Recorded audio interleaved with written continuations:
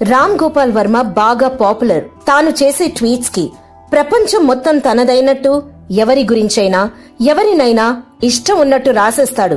అదేనండి, ట్వీట్స్ చేసేస్తాడు.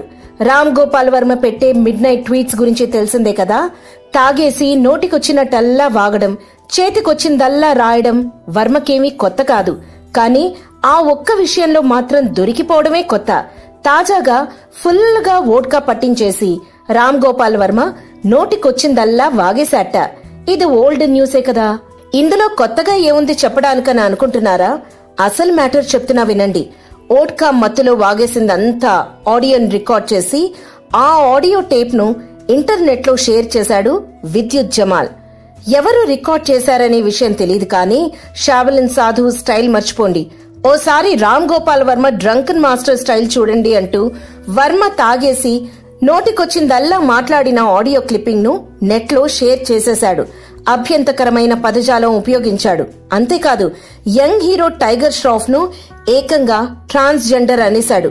ఇలా వర్మ పరువును విద్యుత్ జమాల్ సోషల్ మీడియాలో తీసేయడానికి కారణం ఉంది. టైగర్ ష్రాఫ్, విద్యుత్ జమాల్ ఇద్దరూ కొట్టుకుంటుంటే తనకు వినోదం చూడాలని ఉందంటూ 2 రోజుల క్రితం ట్విట్టర్ పిట్టతో వర్మ బోలెడన్ని కూతలు కూయించాడు. దానికి రిజల్ట్ ఇలా ఉంటుందని వర్మ ఊహించి ఉండడు కదా. తనకు అవసరం లేని అంశాలు లక్షల మందిని రెచ్చగొట్టి వినోదం చూసే కాన్సెప్ట్లని మార్చుకోకపోతే ఇలానే జరుగుతుంది. తిని హాయిగా పడుకోకుండా ఈ పిట్ట చేష్టలేంటి ఆర్జీవి అంటున్నారు చూసే వీక్షకులు.